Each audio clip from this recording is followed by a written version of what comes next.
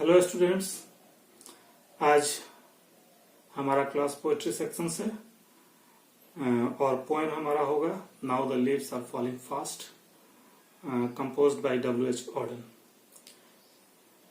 W.H. Auden का जो life span है 1907 से 1973 का है और वो 1948 में उनका एक कंपोजिशन था, कलेक्शन था एज ऑफ एंजाइटी, उसके लिए पुलित्जर भी मिल चुका है।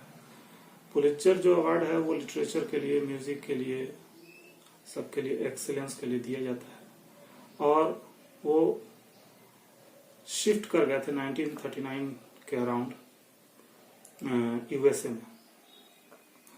ये जो पोएम है now the leaves are falling fast, तो पोएम के हेडिंग से ही ऑलमोस्ट एक इमेज बन रहा है कि थोड़ा सा मेलंकलिक इन्वायरमेंट क्रिएट कर रहा है और ये W.H. ऑडन का और उनके पीरियड का ये एक कैरेक्टरिस्टिक रहा है, क्योंकि जो फ्रस्ट्रेशन था उस पीरियड में, एक वर्ल्ड वार हो चुका था, इकोनॉमिक डिप्रेशन से लोग गुजर रहे थे, तो यूरोपियन कंट्रीज का जो भी एक कॉम्प्लिसेंसी था, सेंस ऑफ कॉम्प्लिसेंसी था कि हम सर्वश्रेष्ठ हैं और मेरा कभी बुरा नहीं हो सकता। We are at that stage of civilization that we can handle everything.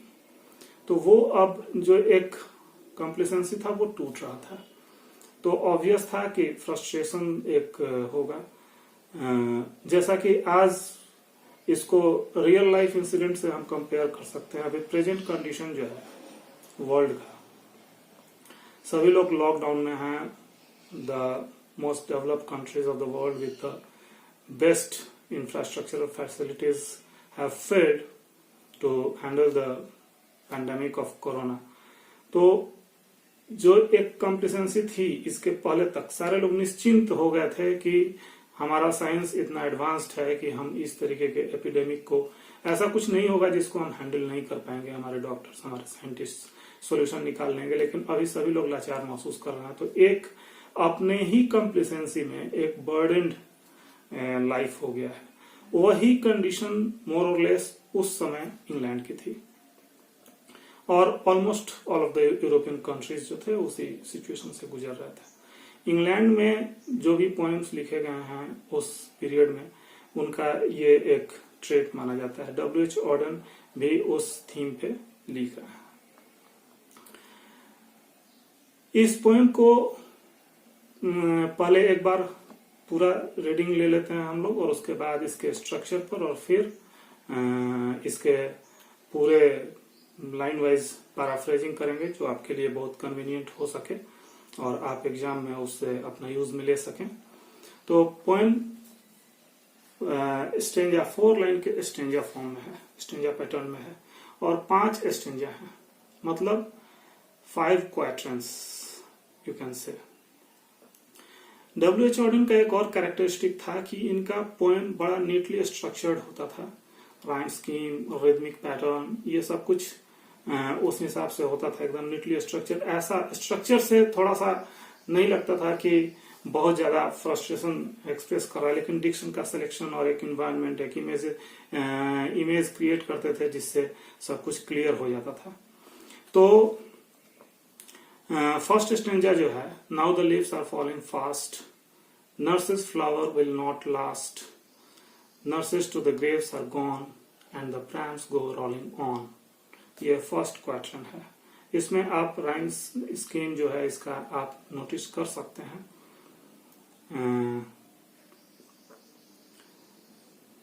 Now the leaves are falling fast, a Nurse's flower will not last, to fast and last are rhyming with each other.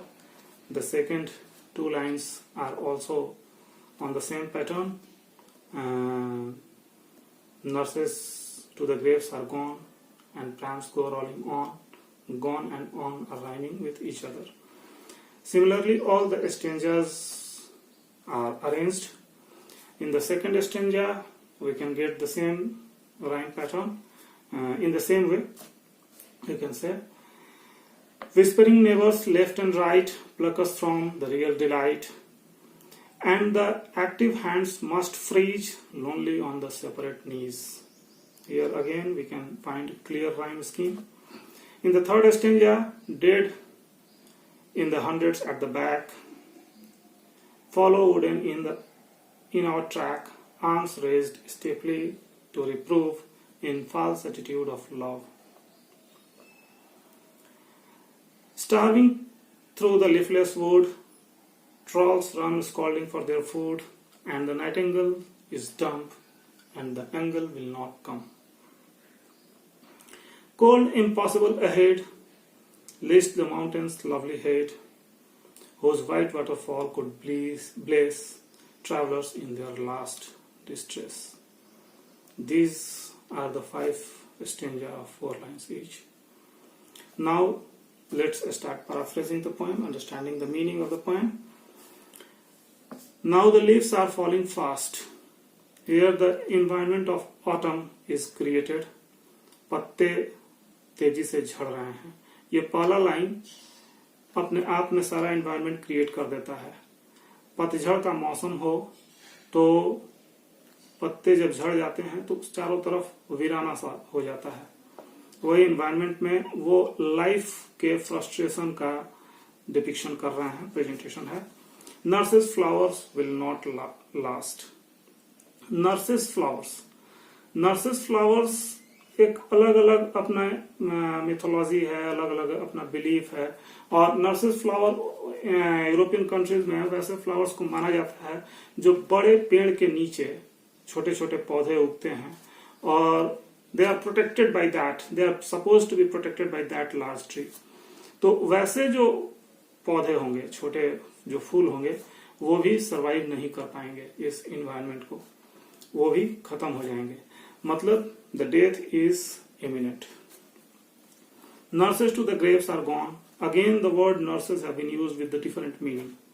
अलग meaning के साथ nurses word का फिर से दोबारा use किया गया है. Nurses to the graves are gone. Nurses यहाँ पर मीनिंग दे रहा है जो परिचारिका होती है, जो पालने वाली होती है बच्चों को, वो कब्र में जा चुकी है, मतलब उसकी मृत्यु हो चुकी है. यहाँ पर ये एक इम्प्लीकेशन ब्रॉडर सेंस में दे रहा है. नर्सेस जो पालने वाली हैं, जो दुनिया को पालने वाले हैं, वो अब खत्म हो चुके हैं, मतलब हम लोग अनाथ हो चुके हैं. नेक्स्ट लाइन में है and the prams go rolling on. Perambulator का एक्रोनीम एक तरीके से आप समझ सकते हैं, शॉर्ट फॉर्म है. प्रैम्बुलेटर होता है बच्चों को जो नर्सेज उस गाड़ी पे लिटा के घुमाती हैं. तो नर्सेज जो उसकी पालक है, जो पालने वाली है, वही नहीं है, तो प्रैम्स गो रोलिंग ऑन. जो प्रैम्बुलेटर है वो वैसे ही डगरते हुए चला जाएगा, लावारिस हो जाएगा, उसको कोई गाइड करने वाला नहीं होगा. मतलब कि the civilization of the earth, the civilization of the world is now without guardian angel. There is no guardian angel to guide us. ये यहाँ पर सेंस है, हमको गाइड करने वाला कोई नहीं है. जो मानव सभ्यता है वो अब समाप्त होने वाली है. तो एक एनवायरनमेंट क्रिएट कर रहे हैं जो कि पूरा फ्रस्ट्रेशन शो कर रहा है, एक ऐसी समस्या दिखा रहा है जिसका कोई सॉल्यूशन न हो, जो उस समय का एनवायरनमेंट रियल था. इकोनॉमिक स्लोडाउन, डिप्रेशन चल रहा था, वर्ल्ड वार हो चुका था. फर्स्ट वर्ल्ड वार के बाद जो इंग्लैंड की कंप्लेसेंसी थी कि हम लोग इनडोमिटेबल हैं, तो वो खत्म हो चुका था. वैसी स्थिति में जो पोएट का माइंडसेट है वो एक तरीके से universal mindset of humanity show कर रहा है. Whispering neighbors left and right pluck us from the real delight, and the active hands must freeze lonely on the separate knees. ये नेक्स्ट स्टेंजा एक डिफरेंट इमेज क्रिएट कर रहा है और layers of meaning दे रहा है. आप इस डिफरेंट लेयर्स ऑफ मीनिंग को, मतलब सब्जेक्टिविटी का स्कोप पोएट खुद दे रहा है रीडर्स के लिए. आप स्टूडेंट हैं इंटरमीडिएट के, 12th के, सपोजली हम उसके हिसाब से ही कर रहे हैं, तो बहुत डिटेल में नहीं जाना है, लेकिन फिर भी कुछ इम्प्लीकेशंस को समझने की कोशिश करिए as a student of literature. Whispering neighbors left and right pluck us from the real delight. यहाँ पर whispering never at once ऊपर के स्टेंजा के बाद एक इन्वायरमेंट क्रिएट कर रहा है मैसेंजर्स ऑफ डेथ का, कि हमारे आसपास ऐसा लग रहा है कि मैसेंजर्स ऑफ डेथ हैं, pluck us from the real delight, जो हमसे हमारी खुशियां छीन रहे हैं। मतलब जो खुशियां हैं, जो जीवन की खुशियां हैं, वो खत्म होंगी और वो हमको लेके चले जाएंगे, मतलब डेथ आएगा। And the active hands must freeze lonely on the separate knees. और जो हमारा जीवित हाथ है वो अब शांत पड़ जाएगा, हम मृत हो जाएंगे, और जैसे मरने के बाद हाथ समेट करके और उसको डेड बॉडी को कॉफिन में लिटाया जाता है उन लोगों के कल्चर के हिसाब से, वो एक इमेज बनाने की कोशिश कर रहा है, उस तरीके का एनवायरनमेंट क्रिएट कर रहा है। But at the same time एक सिंपल सा इम्प्लीकेशन भी इसका है कि whispering neighbours left and right pluck us from the real delight, मतलब किसी को किसी और से मतलब नहीं है, आसपास के जो लोग हैं वो आपस में कुछ फुसफुसा रहे हैं जिससे हमारी जो अपनी जो चीजें हैं वो हम नहीं कर पा रहे हैं और हमारी खुशी से हमको दूर कर रहे हैं। सब लोग एक दूसरे से दूर हैं, सब लोग किनारे बैठे हुए हैं, कोई अगल बगल किसी से किसी को मतलब नहीं है। तो दोनों स्थितियों में दोनों जो इम्प्लीकेशन है वो सोशल कलेक्टिव फ्रस्ट्रेशन को शो कर रहा है, एक सोसाइटी में एक्सक्लूसिवनेस जो आ जाता है उसको शो कर रहा है। पहला इम्प्लीकेशन डेथ के इमिनेंस को शो कर रहा है। तो इस तरीके से ये लेयर्स ऑफ मीनिंग देता है इनका poem. Dead in the hundreds at the back follow wooden in our track, arms raised stiffly to reprove in false attitude of love. ऐसा लग रहा है कि सारे लोग सदियों से सब लोग जो मर चुके हैं वो अब कॉफिन में करके follow wooden in our track, तो मरने के बाद जो कॉफिन में कर सबको डाल करके और कब्र तक ले जाया जाता है, ग्रेव तक ले जाया जाता है, तो वो इम्प्लीकेशन दे रहा है, वो एक इमेज क्रिएट कर रहा है यहाँ पर line follow wooden in our track, सब लोग मृत्यु के रास्ते पर ही हैं। Arms raised stiffly to reprove in false attitude of love, और जो लोग हैं आसपास वो भी एक दूसरे से कोई मतलब नहीं है, वो जो हाथ भी उठता है वो फॉल्स एटीट्यूड ऑफ लव, सही मायने में जो प्रेम है, जो जीवन का हिस्सा होना चाहिए, that is not there in the world, everyone is involved in his own life, and so जो भी है वो सिर्फ दिखावे के लिए है। आपसी प्रेम, भाईचारा सब कुछ खत्म हो चुका है, सेल्फिशनेस पूरे दुनिया को इन्फेस्ट कर चुका है। Starving through the leafless wood, trolls run scolding for their food. यहाँ पर trolls जो वर्ड यूज किया गया है, trolls स्कैंडिनेवियन मिथोलॉजी में एक कीड़ा होता है। स्कैंडिनेवियन मिथोलॉजी का ये कीड़ा जो इमेजिनेटिव एक रेंडरिंग दी जाती है इस कीड़े को, या तो जायंट के रूप में दी जाती है या तो ड्वार्फ के रूप में दी जाती है। इसके बारे में एक अगली टाइप का एक फिगर है जो कि बहुत डेंजरस होता है, फैटल होता है, तो उसका ये चर्चा कर रहे हैं कि starving through the leafless would, पूरा जो जंगल है उससे पत्तियां झड़ चुकी हैं और सब कुछ वीराना हो चुका है चारों तरफ।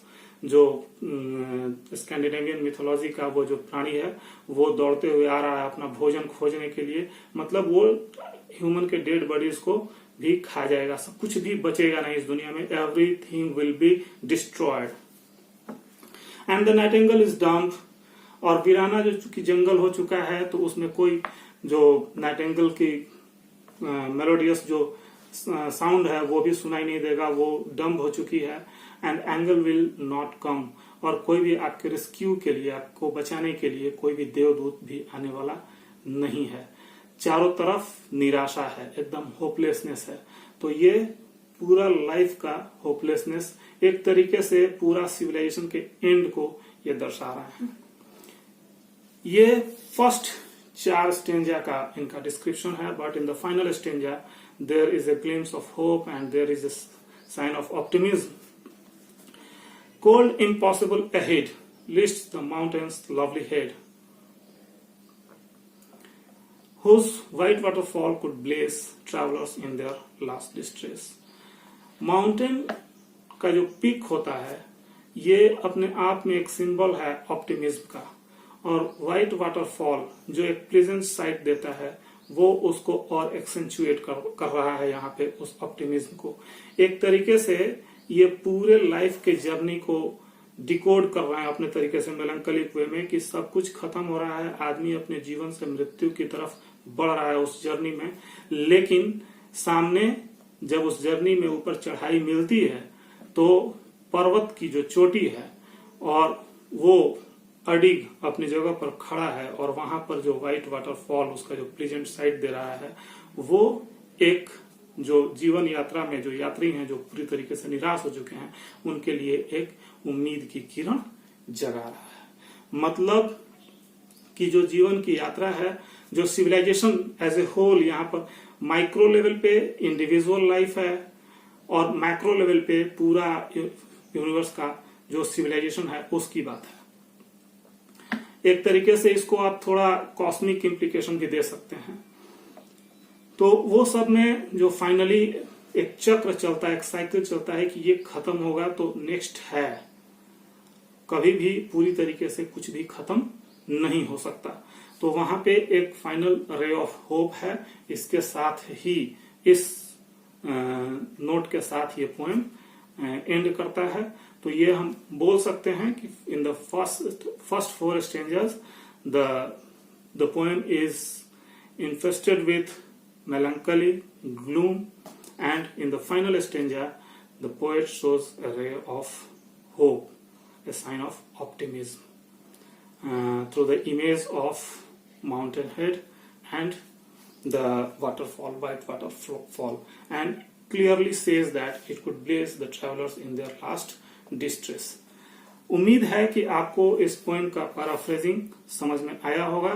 I have tried my best to keep it in Hindi as much as possible, और ये आपके लिए बहुत इंटरेस्टिंग रहा होगा, आप पोएम को समझ गए होंगे। जो भी आपका फीडबैक हो, जो या आपको प्रॉब्लम हो कहीं, तो वो कमेंट बॉक्स में दीजिए और बताइए हमको, हम उसके हिसाब से करेंगे।